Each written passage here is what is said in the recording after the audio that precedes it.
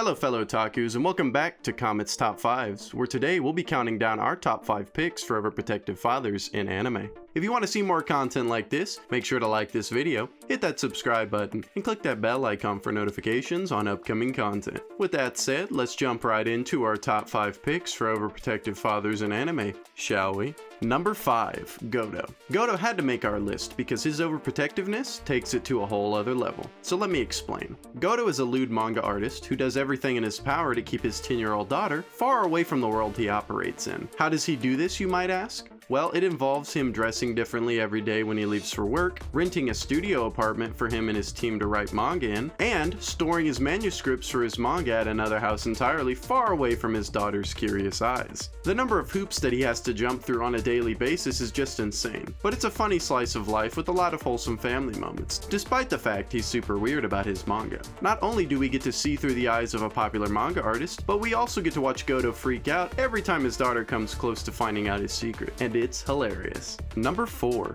Dale. Even though Dale technically isn't Latina's father, once he adopts the demon girl he found in the woods, he does nothing short of spoiling her to her heart's content. It didn't take him very long to form an overly protective fatherly bond with Latina, and he even takes on big and dangerous missions just to make enough money to buy lots of presents for her. You could say that Dale even loves his daughter so much that he has separation anxiety when she starts going to school. Despite the fact he doesn't like spending a moment away from her, he will always put his life on the line to protect her while also giving her every opportunity he never had. He even gets jealous when she spends time with other fatherly figures in her life, even though he knows she loves him very much. When it comes to Dale, he would even do as the title suggests, and even defeat a demon lord for his little girl. That's enough to make him an overly protective father worthy of our list. Number 3, Seto. Seto is a bit different from most of the others on this list, as his overprotectiveness extends a bit into homicidal tendencies. Seto is the leader of a bunch of mafia mermaids and other sea creatures that live in a house underwater. Don't ask me how that works. But one day, his daughter's true mermaid form is seen by a human after she saves him from drowning, and by tradition, she must either marry him or kill him. Of course, this doesn't sit well with Seto when she offers to marry Naofumi to save his life.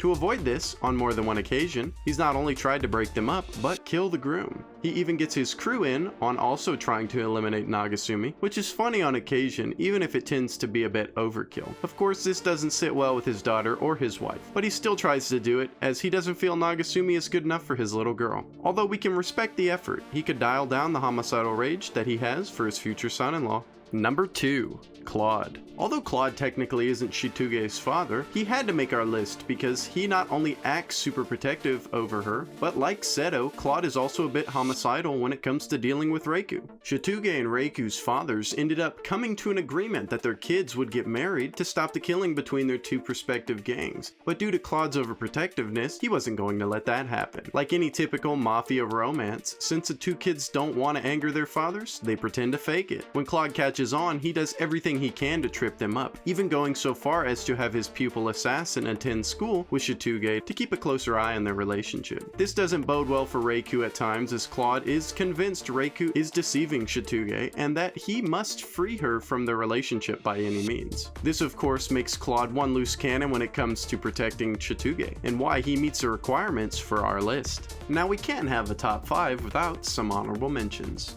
Jin. Although we already have a character from Nesekoi on our list, we couldn't pass up the opportunity to put Jin Tachibana in the mix. He's the father of Marika and the highest ranking officer in the police department, the natural enemy to Reiku's father in the Yakuza. Although he is super protective of his daughter, for good reasons, he also wants to do what's best for her, going so far as to put aside his beef with Reiku's father and allow the two to make a marriage pact as kids. That goes to show just how much he cares for his daughter and why we had to put him in our honorable mentions.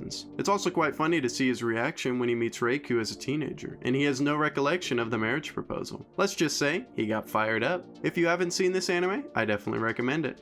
Akiro. Akiro just had to make our honorable mentions because as a father and a husband, he always seems to be getting fired up over the littlest of things. Whether it's to defend his wife's bread or his daughter's honor, he's always seen going above and beyond when it comes to overreacting. Granted, like Jin, he does have good reasons for being overprotective of his daughter. Being that his daughter has been sick since an early age, he can overreact to just about anything if it involves her and guys. At the end of the day though, he only wants what's best for her, and although it's not as extreme as some of the others on this list, it was good enough to be worth a mention. Number 1. Eustoma and Forbasi. Now I have to bundle these two together as I couldn't pick one over the other as they're both overprotective when it comes to their daughters. Eustoma is the king of the gods while Forbasi is the king of the devils, which makes for some pretty amusing scenes when they try to get Rin to marry Narian or Sia and become king of their respective realms. Eustoma and Forbasi wouldn't hesitate to end the human world if it benefited them, and they do everything that they can to ensure that Narian and Sia find happiness. It's super funny to watch these two get involved in their daughters' love lives, as it almost always backfires. You could say Eustoma and Forbasi are both pushovers when it comes to Narian and Sia wanting something, but in the end, they both would do whatever it takes to make them happy, and that's what matters most, at least in this video. Plus, who doesn't love seeing their overprotectiveness bite them in the ass? Well, that's our picks for the top 5 overprotective fathers in anime.